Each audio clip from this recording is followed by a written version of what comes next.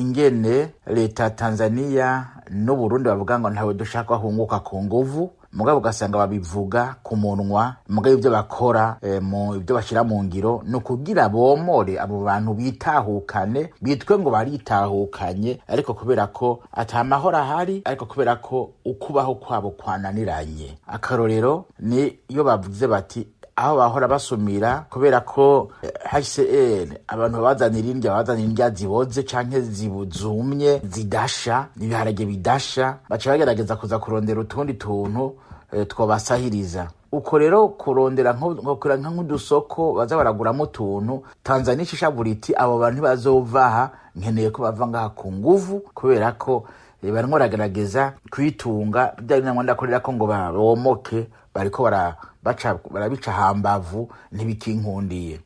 Ako nakambera ka kabiri baca bagira ibintu byo gutemagura imbuto, ibitoke, imyumbati, ibyo bintu byose baba batenga kugira ngo bize bibafashe basahirize, baca baza bakabitabagura. Mu kintu umuntu atema imbuto bamwita umurozi, ariko urumva ko bobo barabikora kuko barafise ico bashaka. Ihangiro bafise ni nk'igi Burundi, ni kubona abo bantu bomotse bakagenda. Aka gatatu bakora muri izo nzira ni gupfunga abantu kubera ko bagiye ngaha mwajya nko kurondera nk'udukwi, abagore bakabafata ku nguvu, hariho nabo bicirayo, hariho n'abantu bafatwa bagapfungwa canke bakagenda amazima yongo. Ivyo byose ni ibintu ubishize hamwe atakindi kintu bitumbera atari ukuvuna inkokora abarundi, maze bavuge bati indabansi bapfume bataha, teka two bomoke, hama tuzovuga ko bataye gushaka kwabo. Mugabo urumva so gushaka kwabo no kubera ko ubuzima